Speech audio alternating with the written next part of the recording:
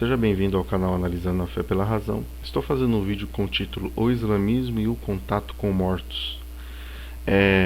Como eu iniciei no vídeo anterior, uma série de vídeos analisando o islamismo com base num livro chamado Meu Grande Amor por Jesus me conduziu ao Islã. Esse livro ele foi escrito, como falei anteriormente, por um ex-cristão católico venezuelano que vivia nos Estados Unidos na década de 70, e ele teve contato com amigos que praticavam o islamismo, e ele, conforme o tempo e alguns questionamentos acerca da fé cristã, ele se converteu ao Islã.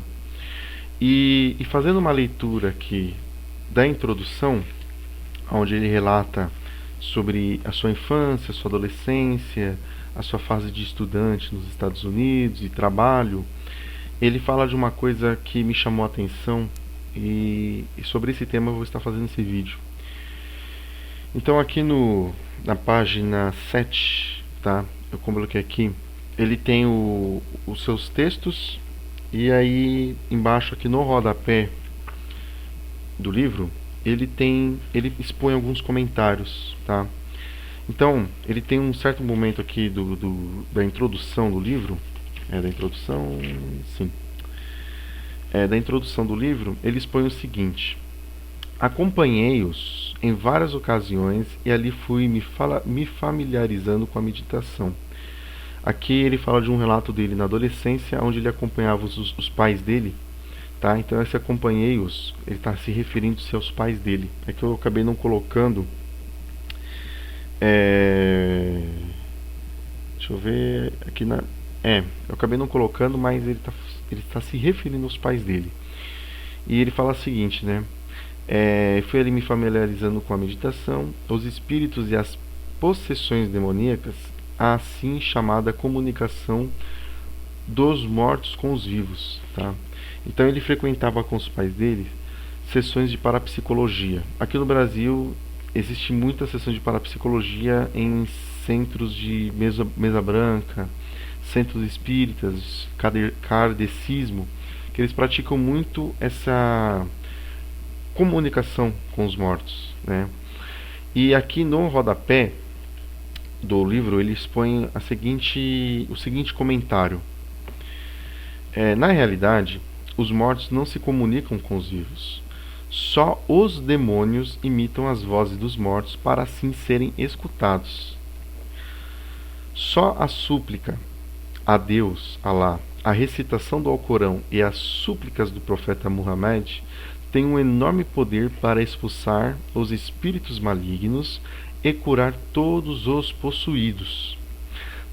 Trata-se de algo que qualquer muçulmano pode realizar, mas quem pretende invocar outra divindade além de Deus, no caso Alá, ou usam a Bíblia para expulsar os espíritos, nada mais está fazendo senão cooperar com os demônios que pretendem exorcizar ou utilizar uns demônios para expulsar outros, tá? Aí eu coloquei, expôs aqui uma foto de uma moça adepta do Islã sendo exorcizada. O que eu estou trazendo aqui nesse vídeo? Às vezes você pode parar, estou assistindo essa série sobre o islamismo para conhecer um pouco mais do Islã, e você vem falar de comunicação com mortos, vem falar sobre possessões demoníacas. Porque principalmente para quem já foi protestante, evangélico, até mesmo também os cristãos de uma forma geral, um tema que é muito questionado é acerca de demônios, sobre espíritos, sobre exorcismo, Algumas denominações praticam o exorcismo. E se você observar bem, existe uma rivalidade entre uma igreja e outra, tá? Então, por exemplo, se você tem numa mesma rua a igreja A e a igreja B, suponhamos que a igreja A e a igreja B pratiquem exorcismos ou façam ministrações de curas. Porém, essas igrejas, elas têm divisões doutrinárias, elas têm discordâncias entre si, tá? Entre uma igreja e outra, em algum aspecto aqui, outro ali. Aí o membro da igreja A, ele começa a frequentar a igreja, ele sente uma certa leveza, de repente ele apresenta uma possível possessão demoníaca, e ele acaba sendo liberto ali pelo que a igreja prega, pelo que a igreja ensina. E ele fala assim, bom, aqui na igreja A eu fui liberto. Só que ele discorda do membro da igreja B. E os pastores, no caso os líderes da igreja B, também discordam da igreja A. Então, o membro que relata um testemunho de libertação, de uma leveza, de um possível encontro com Deus, nessa igreja, né, por exemplo, da igreja B fala da igreja A, eles falam que na igreja A, às vezes é o próprio demônio enganando aqueles tais cristãos da igreja A. Porque só na igreja B existe o verdadeiro Deus, existe a verdadeira unção, o verdadeiro poder. Assim como os da igreja A também vão falar da igreja B. Muitos cristãos vão se identificar com esse tipo de cenário que eu estou relatando aqui. Se isso não se delimitasse de uma igreja para outra, isso também se estende para essa rivalidade entre o controle do poder metafísico, não se limita apenas de uma igreja para outra, sim da religião cristã contra a religião kardecista, o espiritismo, o umbandismo, o candomblecismo e também até mesmo outras religiões.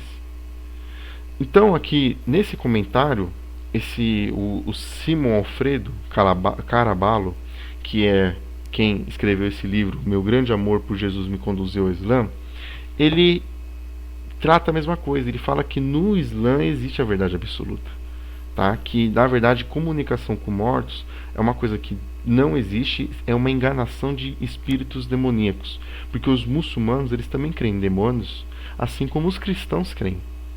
Então, quando o cristão fala que você está sendo enganado por demônios, é o demônio que está usando seu pastor, é o demônio que está usando sua mulher ou seu filho para ir contra uma pregação da igreja ou uma doutrina que você particular em si que você considera sagrada. O Simon Alfredo ele expõe aqui no livro a mesma perspectiva, só que com o Islã sendo uma verdade absoluta, com o Alcorão tendo em si o poder para libertar as pessoas. Então você pode perceber aqui nesse comentário, aqui no nosso slide, no nosso esboço, que ele tem a perspectiva que o Islã é a verdade absoluta. Não é diferente do cristão que crê que a Bíblia é a verdade absoluta, não é diferente daquele pentecostal que crê que se outra igreja reformada está errado, diferente do reformado que crê que a igreja pentecostal está errada e ser reformado que é o certo, e assim por diante. Então, você pode perceber que aí se você é um cristão, você lê esse livro, você tem questionamentos sobre a sua fé no cristianismo. Às vezes você, lendo esse livro, você pode se sentir fortemente tentado a não praticar mais o cristianismo, porém reconhecer o Islã como uma verdade absoluta. E existem muçulmanos que vão pregar que no Islã não existe divisões e que a interpretação no Alcorão é única. O que não é uma verdade, porque no Islã existem também divisões. Claro, menos do que no cristianismo. Porque o cristianismo ele é maior do que o Islã, ele tem mais tempo de história do que o islamismo em si. Mas ele também possui divisões. Qual é o caso dos sunitas e os xiitas. Os xiitas não se dão com os sunitas e os sunitas não se dão com os xiitas. Certo? Então, o que acontece? Assim como os pastores, em nome de Jesus, eles expulsam demônios, aqui ele fala o seguinte, que só a súplica a Deus, né, no caso Allah, a recitação do Alcorão e as súplicas do profeta Muhammad têm um enorme poder para expulsar os espíritos malignos e curar todos os possuídos. Então, ou seja, são 3 atributos, né? O primeiro atributo, até em si, os cristãos e os muçulmanos eles vão concordar. Mas a partir aqui do segundo requisito, que é a recitação do Alcorão, eles já discordam, porque aqui no caso o cristão ele vai usar bases bíblicas. Por exemplo, que é no caso das passagens dos evangelhos, né, onde Jesus expulsa espíritos malignos, e também lá em Atos também Paulo expulsa demônios também. Outra ocasião eu vou fazer vídeos acerca da relação das expulsões de demônios, né, do exorcismo e a Bíblia. Então, você pode observar que ele expõe que a recitação do Alcorão e as súplicas do profeta Muhammad, né, os famosos dhikrs, eles que têm um real poder de libertar as pessoas.